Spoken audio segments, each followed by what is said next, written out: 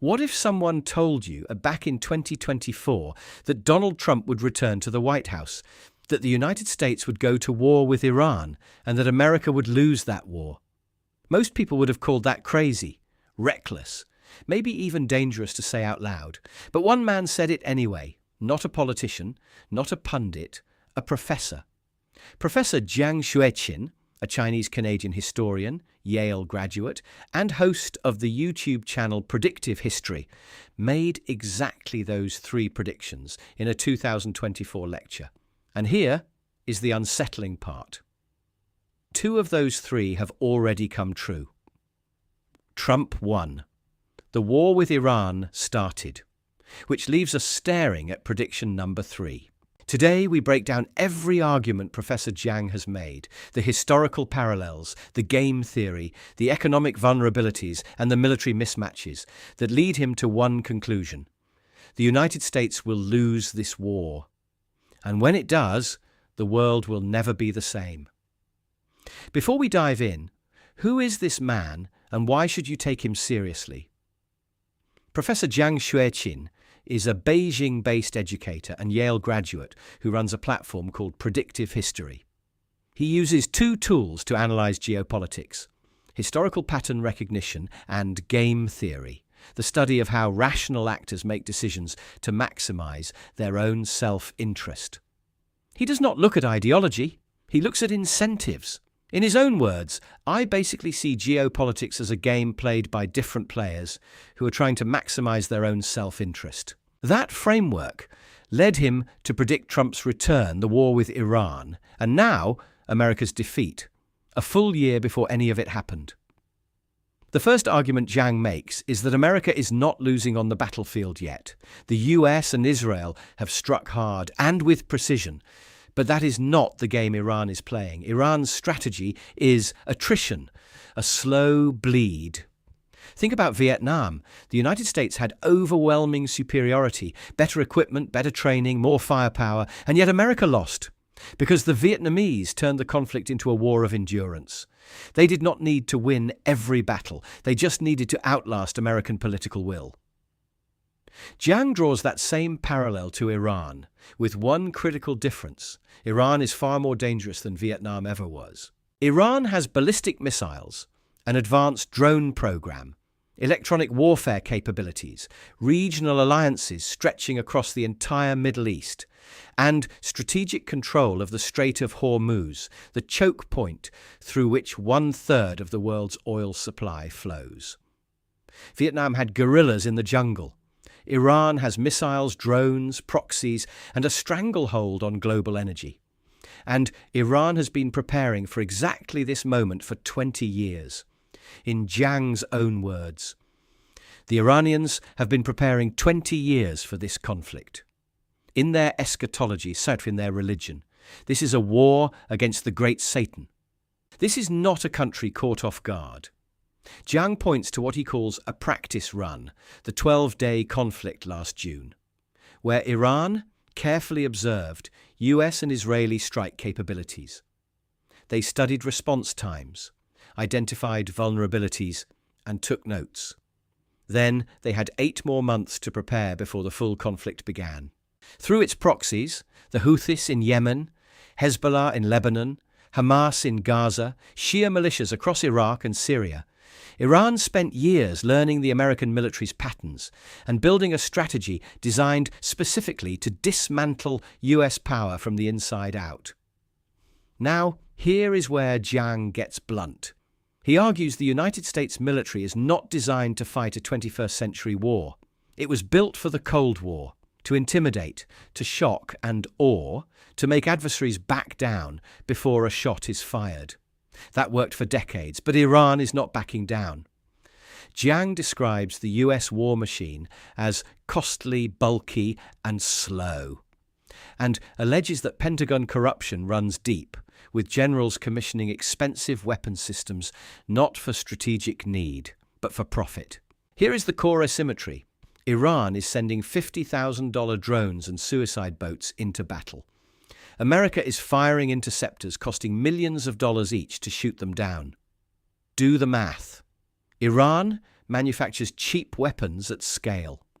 The US cannot fire million-dollar missiles indefinitely.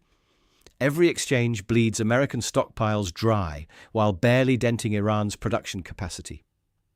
When an Iranian drone struck an Amazon data center in the UAE, it sent a clear message. We can reach your economic arteries, not just your military bases. Jiang compares this to the Athenian invasion of Sicily in 415 BCE. A powerful empire marched into unfamiliar terrain, overestimated itself, and was destroyed. The defeat did not just cost Athens a battle, it broke the empire. Iran's geography makes this even worse.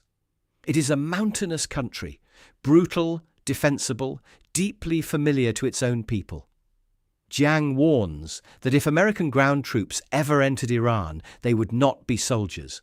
They would be hostages. And yet, because air power alone cannot achieve regime change, and regime change is what Trump has publicly committed to, the logic of the war may push Washington toward exactly that.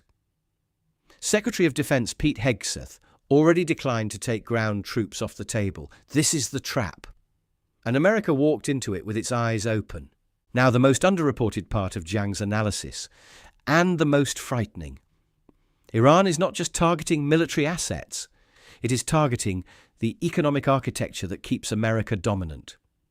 Iran is striking oil infrastructure across the Gulf Cooperation Council, Saudi Arabia, the UAE, Qatar, and Bahrain.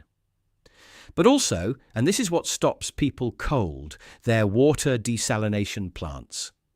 Desalination provides roughly 60% of fresh water in GCC countries. These are desert nations. No desalination means no water. Jiang calls it the lifeblood of those states. Attack it and you are not disrupting an economy. You are threatening national survival. The GCC also gets 90% of its food through the Strait of Hormuz. Block that strait and the Gulf states face existential crisis. Here is where it goes global. Gulf states sell oil for petrodollars. Those petrodollars flow back into American markets. And right now, a massive chunk is funding the AI investment boom. The data centers, the chips. The entire AI infrastructure Wall Street is betting the next era on. No oil sales means no funding for that bubble. And if the bubble bursts, and in Jiang's words, the entire American economy, which is really a financial Ponzi scheme, goes with it. So why did this war happen if it makes no strategic sense for America? Jiang's answer is blunt. Trump is a mafia boss. He is not the president of the United States. He is going to do what is in his own personal best interest, not necessarily the best interest of the United States. In Jiang's framework, Trump promised Israel military action against Iran in exchange for political support during the 2024 campaign. Once elected, he had to deliver. The mafia boss honors his commitments. Israel's motivation: a weakened Iran cements Israeli dominance in the Middle East and clears its most capable adversary from the board. Every player believed they would come out ahead. Jiang believes only one of them is right, and it is not America. If Jiang's third prediction comes true, the fallout is massive. The GCC may not survive. The Gulf states could be destabilized by collapsed oil revenue, destroyed water infrastructure, and closed trade routes. Iran comes out battered but stronger. It still controls the Strait of Hormuz. It has a hardened national identity forged in war. And it has battle-tested its military in the most intense real-world conflict imaginable. The petrodollar collapses. China and Russia step into the vacuum. A new multipolar world order emerges, not built around American dominance, but a fundamentally different balance of power. And the United States does not lose in one dramatic collapse. It loses the way empires always lose, gradually through exhaustion, economic strain, political fracture, and the slow erosion of the will to keep paying the price of global dominance. Professor Jiang is not a prophet. What he has is a method, pattern recognition, game theory, and the discipline to follow the logic wherever it leads. He predicted Trump's return. He predicted the war with Iran. And his third prediction is no longer being laughed at.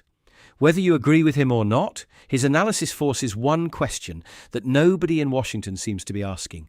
Does anyone have a plan for what comes after the bombs stop falling? Jiang's answer is no. If this breakdown was valuable, hit subscribe because this story is far from over. Drop your thoughts in the comments. Do you think America loses this war? I will see you in the next one.